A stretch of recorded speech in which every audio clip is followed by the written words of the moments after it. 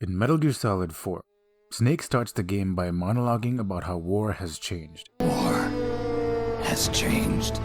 Conversely, the intro for Fallout 3 famously states, "War never changes." War never changes. Who are we to believe? They can be true at the same time for different reasons. War is as old as humanity itself, but the way it's conducted has transformed with technology. Incidentally, the same is true of war in video games. The depiction of war has existed for centuries, art, poetry, but games are a new canvas for war to express itself, with new methods. Games are connected to war in more than just representation. They intertwine with the institutions that promote and conduct war. Space War was developed at MIT by graduate students who were funded by the Pentagon. This is where people trace the story to, though in some sense, games have been sponsored by the military even before that. Both the computer and the internet coming out of military spending and research. A more explicit instance of this coordination can be seen in the game Battlezone, one of the first first-person games, which had a version which was commissioned to help gunners in the US Army, the military funding and requesting games as well. The involvement gets deeper, of course. In 1996, General Charles C. Krulak, commandant of the US Marine Corps, issued a directive to use wargames to improve military thinking and decision-making exercises. This led to the appropriation of Doom for the game Marine Doom for tactical training. In 2000, Full Spectrum Warrior was an attempt to see if commercial software could be used for training. A collaboration between the Army, Sony, and Pandemic Studios then birthed the game, where you don't control soldiers directly, but embody real-time tactical control. Finally, of course, there's America's Army, functionally just a device used to inculcate would-be soldiers into the norms of military protocol. It was conceived from the start to enhance the military's strategic communication efforts. The relationship finally laid bare. Games are now recruitment tools. This intersection of military and the video game industry is often seen through this conventional narrative of military involvement in funding, training, and recruitment. Some call this the military entertainment complex, an offshoot of the military-industrial complex that Dwight Eisenhower warned about, being the alignment of the military and private interests, a profiteering racket that still persists to this day. This exists in other media, of course, the military lending planes and equipment for commercial ventures from movies to TV shows. The military will lend expertise, equipment, and personnel to production studios, in return for curating how the military is depicted. It's professional propaganda in commercial form. However, what if the relationship between the military and games is deeper than this, not just reserved to the games that are made, but how we think about play itself? Wargames and military simulation is not new, of course. In the 1800s, Kriegspiel was used to train soldiers in military and strategic thinking, which even led to professional wargaming as a vocation. The thing is, military simulators pale in comparison to the sheer scale of games like Call of Duty and Battlefield. War appropriated for the purposes of entertainment, kill streaks and play mechanics taking precedence over simulation and recruitment. Call of Duty using war as advertisement, hosting events with energy drinks and fast food sponsors, journalists playing parts in an entertainment cabal to sell shooters to the masses. In the book The Military Entertainment Complex, Tim Lenoir argues that this aesthetic approach to the depiction of war is far more effective than simulations. He states, "Real war does not market well. Call of Duty instead delivers a hyper-real interactive experience, a Disneyfication of the real, targeted more at players' emotions and sensations than at their intellects. Narrative plays a secondary role in war video games. Playing a Call of Duty game is often an exercise in incoherence. Pseudo-real events are mixed with fiction as soldiers rail on about counterterrorism, delivered to you during explosions or exposition-heavy briefing screens. Missions themselves are driven by a cinematic view of war, set-piece design, staged melodrama. At the same time, what penetrates the fog is a valorization of the soldier's experience, glorifying the heroics of war, an implicit advocacy of interventionism, where soldiers need to make hard choices to save the world mired in the political machinations of elites. Then of course we get more shocking scenes, the infamous No Russian mission in Modern Warfare 2, where we're given the choice to gun down civilians undercover, the AC-130 mission in Call of Duty 4, sniping at enemy soldiers from afar, with an interface that blurs video games and reality.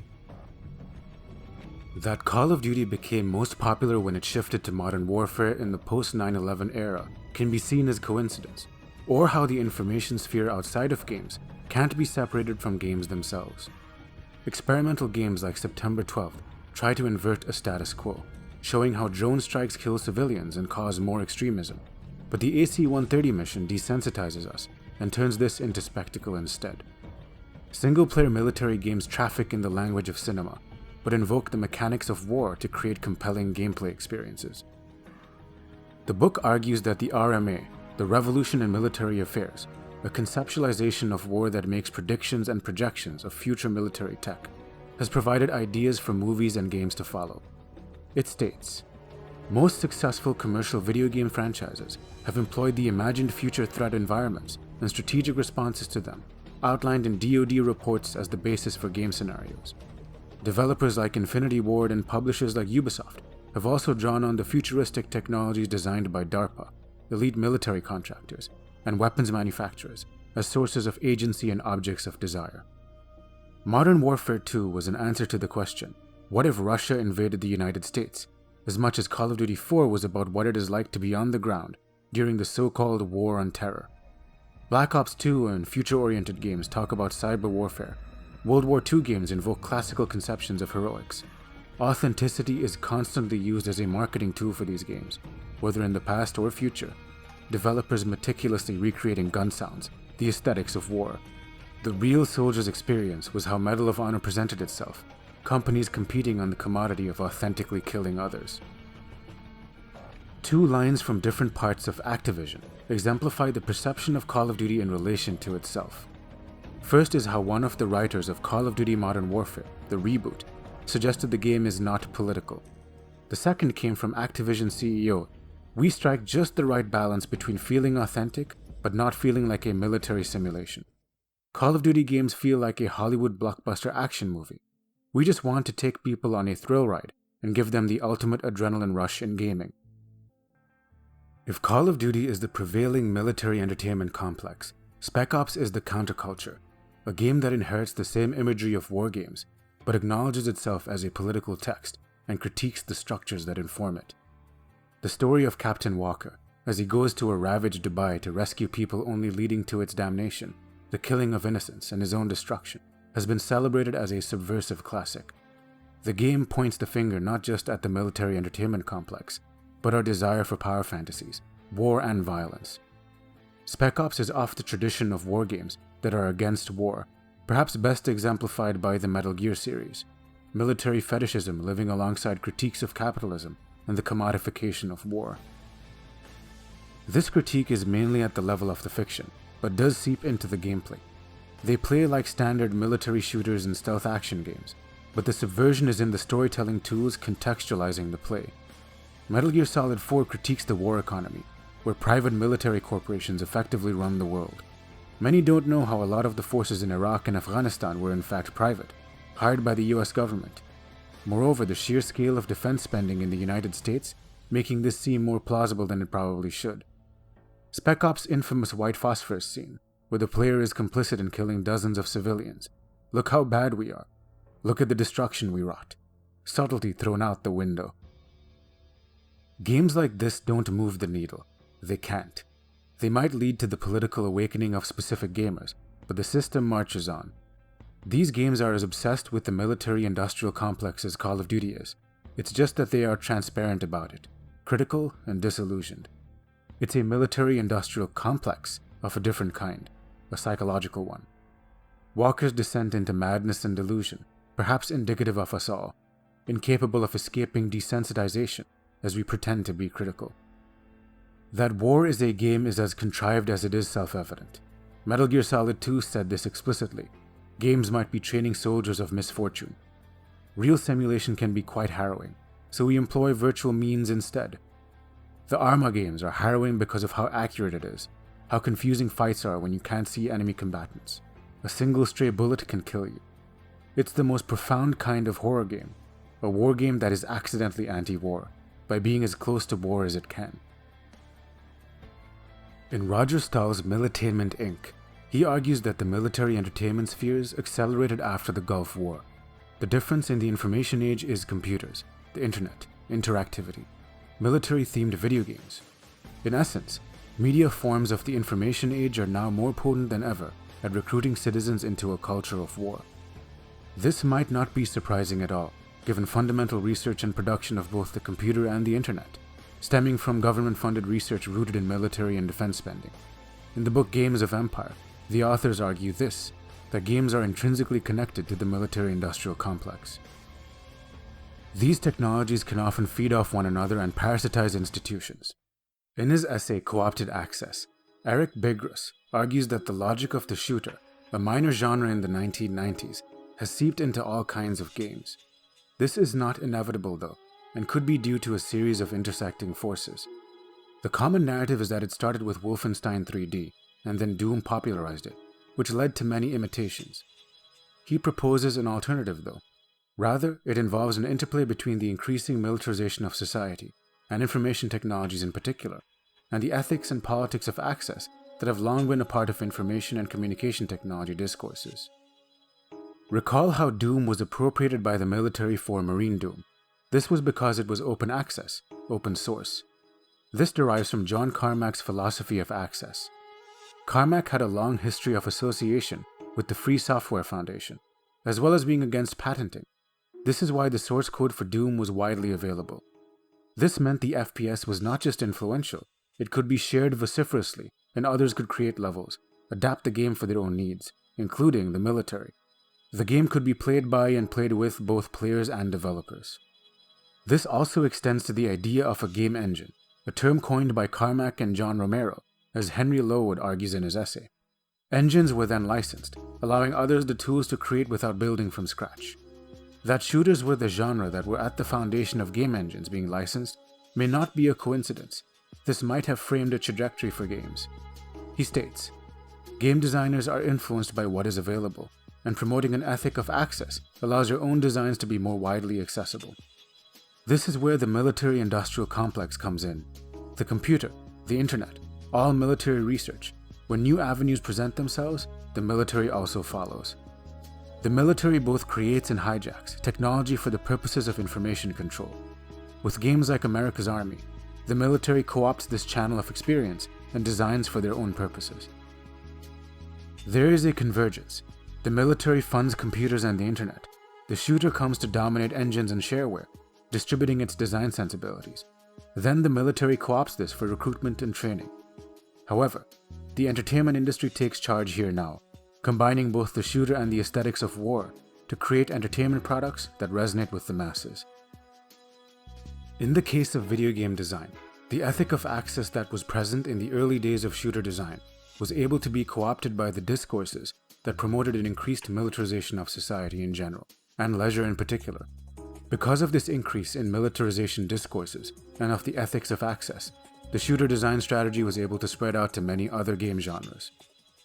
So now we start to see the traces of a pattern whereby gameplay itself, game design, is informed by the principles of shooter design and the co-opted access of the military, in conjunction with the media sphere. What if this goes deeper though? What if the notion of gameplay itself has its roots in the military-industrial complex? In his book Gameplay Mode, Patrick Crogan makes this very argument. Gameplay itself might be corrupted by the logic of militarism.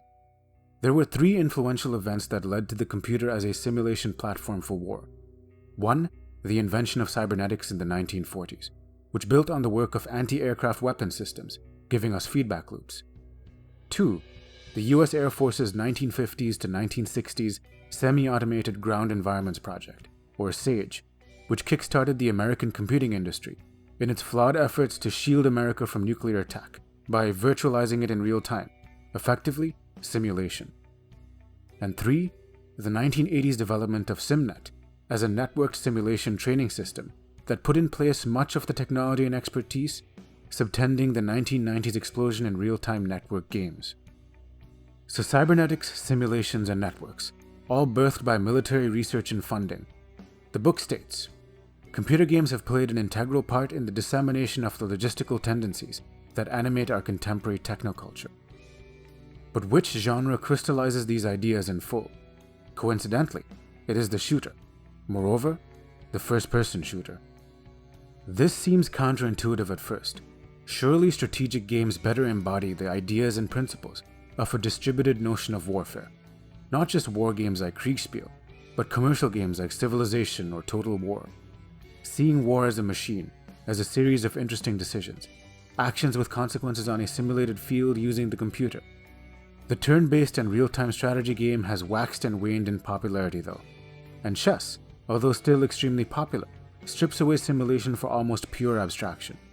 Full Spectrum Warrior was an initiative by the military entertainment complex, but it wasn't really successful at all.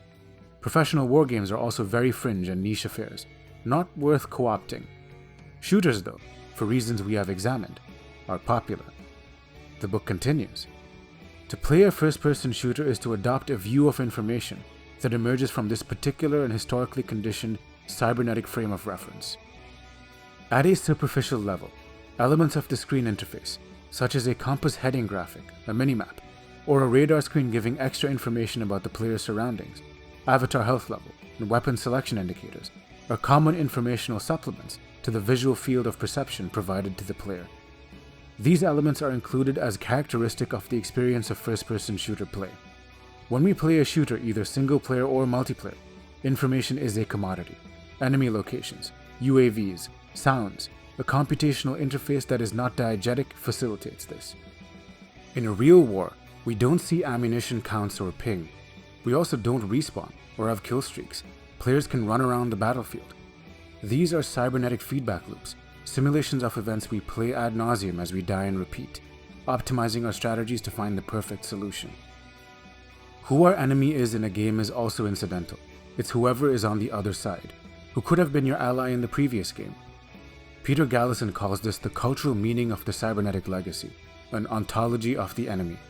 Humans and objects are just semiotics, digitized avatars with interchangeable meaning. The AC-130 mission was just a foregrounding of the logic of the military-industrial complex, and shooters in general, of meaning collapsing into a field of information, governed by optimization for the purposes of simulation. The book continues. The anticipatory problem-solving process of games corresponds perfectly with the expansion of military technoscientific modes of technological research and development across the military-industrial and military entertainment complexes. War, in some sense, has been reduced to algorithm, and the algorithm is what governs the interaction of games. Alexander Galloway called this the allegorithm of games, combining allegory and algorithm. Games are also cybernetic. They are a technological feedback between machine and us. We are a metaphor for the ghost in the machine. It is in this convergence between abstraction, simulation, information, where the shooter lives. There is a man in the middle, so to speak, to internalize war as a machine more palpably. In the first-person shooter, information is the medium through which the gamer strives for control over the system, measured via achievement of the game goals, in which he or she is involved. The player processes this information under the pressure of real-time updating, of the dynamic situation, and responds with messages sent back along the communication channel, via the input devices, perpetuating the mutual feedback of player and game world. In essence, real-time processing and decision-making is the goal of the military-industrial apparatus, finally fulfilled by the video game player, albeit for commercial and entertainment purposes. Humans acting under stress was a scenario in which many worked towards and imagined the future of cybernetics and the cybernetic future. We have games like DEF CON that simulate this more literally, real-time decision-making about how to respond to nuclear threat.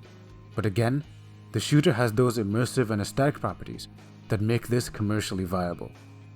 Watching a professional team coordinate in a shooter is an example of this machine rendered flawless. Every member aware of the other's role and presence, reflexes and action collapse into strategic synergies. Gamers have become a full-spectrum warrior. A really great first-person shooter player is a still point amid a seeming frenzy of energetic interactions, neutralizing opponents before they have the opportunity to disturb equilibrium. Many might take this overall argument as meaning games are training soldiers and indoctrinating us into the military-industrial complex. This is not the argument being presented here though. They can be leveraged for those purposes and reinforce existing norms, sure, but the relationship is not causal. That games embody the logic of cybernetics and simulation and real-time war and control might seem trivial. Who cares so long as it is fun?